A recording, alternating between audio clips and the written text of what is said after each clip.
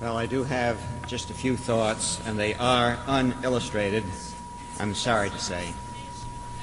And they are a few thoughts that are occasioned by the challenge of painting a 15-minute picture of physical planning, which is an exceedingly broad canvas.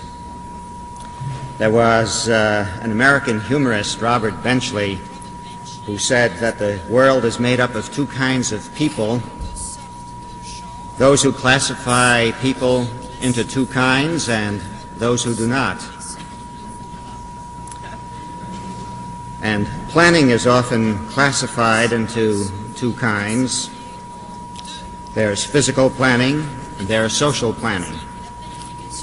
Physical planning has to do with houses and streets and sewers. Social planning has to do with jobs and health and education.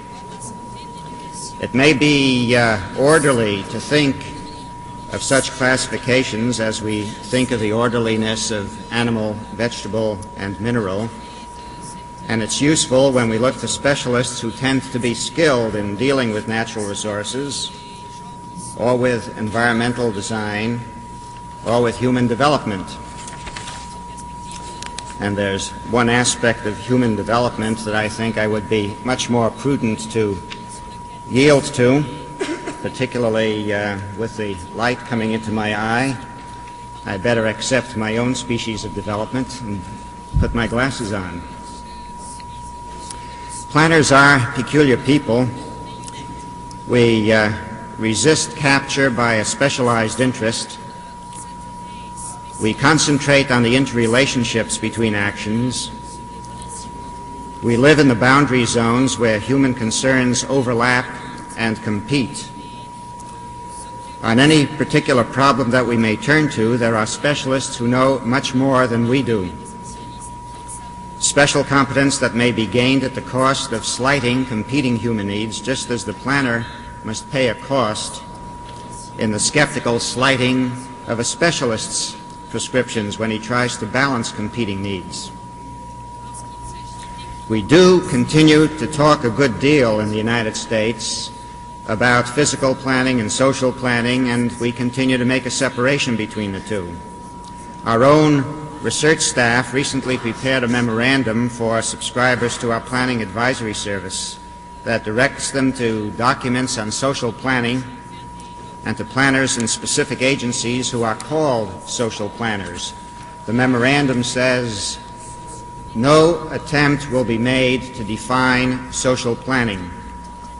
The persons who call themselves social planners and who are listed in this issue are interested in a broad range of topics: social policy development, social impact analysis, citizen participation, social welfare, human resources planning, and social services planning, such as health, criminal justice, transportation, manpower, community development, and poverty planning.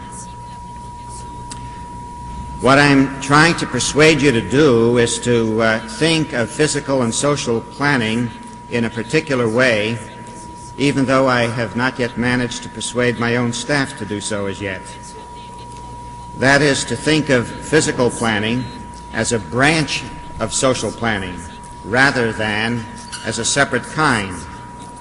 The objective of any planning is happier living in consequence of choosing one action rather than another. Some planning is for the development of human capacities through education, job training, cultural development. Some planning is for the management of land or water, the design of buildings or roads. All of it is social planning.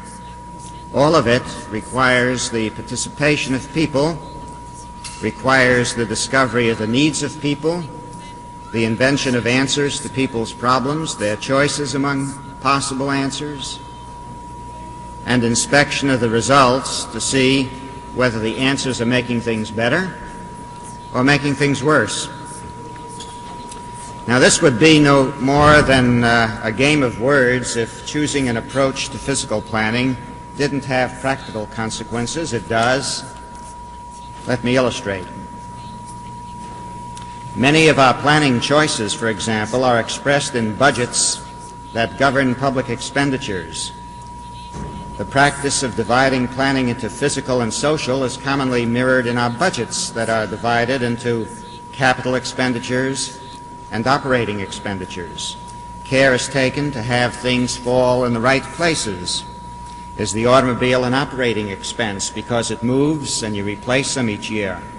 Or is it a capital expense because it can be maintained for many years and costs a lot? Is the work on the building rehabilitation and capital, or is it maintenance and operating? I think it may be helpful to forget making distinctions of that sort. The money ultimately comes from the same place. A capital expenditure creates an obligation to provide operating expenditures. Here's a playground in the physical plan and the capital budget. There is a playground director in the social plan and operating budget. But there's only one social objective here, that of helping young people to do their job of being children. A united plan with a united budget makes it possible to work more efficiently toward that objective. The playground becomes one piece of equipment to be used, designed, built, rebuilt, torn apart, in whatever ways the play people decide. Let's say there's another capital expenditure, part of a regional physical plan for a dam to control flooding, and there is an operating fund plan to pay for the disaster relief of flood victims. Planned separately, the dam encourages further settling and building in the floodplain, and a greater need someday for disaster relief. Planned together, the objective may be reached by keeping settlement out of the floodplain. To illustrate a second practical consequence, I think of the fame now achieved in the United States by environmental impact statements. These are the statements required by law that evaluate the environmental effects of proposed projects and developments. What effect will there be on the cleanliness of air and water? What effect will there be on wildlife of a marsh or on a wild river? Will an alternative design be harmful? Such impact statements have themselves had a marked impact on slowing or stopping or redesigning projects that would be damaging to the environment. Their power has been sufficient to invite the establishment of other kinds of impact statement. Those who would have an economic gain in development suggest the need for an economic impact statement. How many jobs will be lost? Those who fear higher taxes to serve new development ask for a fiscal impact statement. How much revenue will it bring? And how much public expenditure will it take? Those who are concerned with equity, fairness, and just distribution ask for a social impact statement. What will it do to the gap between the poor and the well-off? Will access to benefits be properly shared? The motive of many proposers who want other kinds of impact statement is to slow up the momentum of environmental impact statements that are seen as too powerful a tool favoring competing interests, and public policy must continually balance them with each other. But that balancing is a main business of a plan and can be better done if the interrelated character of economic, physical, and social is addressed right away and not with segregated impact statements, nor with separate physical plans and social plans. Another of the main uses of a plan illustrates a third consequence. That's the use of a plan to coordinate developmental activities. Looking at the physical plan as a separate thing, we find ourselves coordinating the streets with the houses, and the houses with the schools, and the schools with the parks, and the parks with the sewers, and the sewers with the industry, and the industry with the streets. And looking at a social plan as a separate thing, that we are coordinating job training with personnel needs, with health programs, with nursery services, with financial assistance, with criminal justice reforms, with cultural development, with education, and with job training.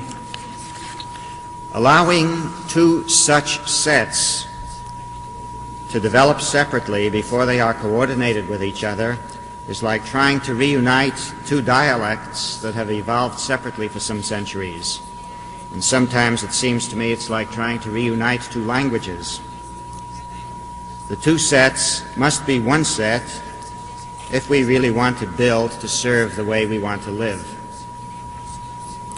Our planning traditions in the United States should help us in uniting the physical and the social from the earliest establishment of our planning schools. Even though they were located in schools of architecture, the practice was adopted of admitting students whose previous work was in sociology or economics or political science. Actually, students whose previous work had been in any field. This was often seen as a curiosity in our universities. Civil engineers wanted to know how much extra study would be needed for the social science people to help them catch up.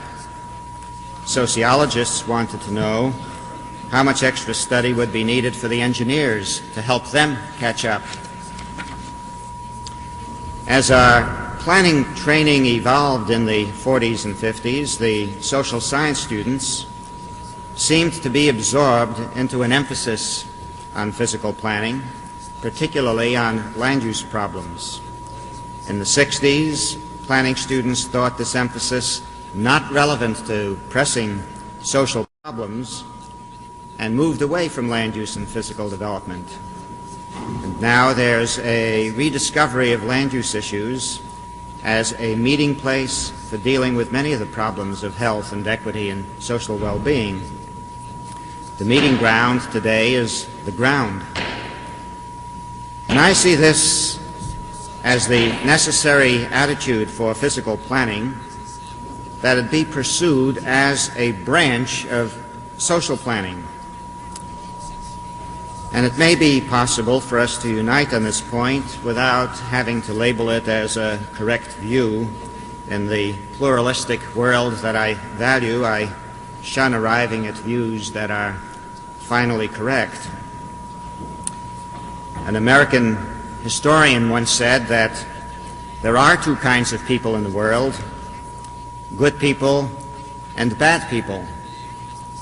And he said, it's always the good people who do the classifying. Thank you.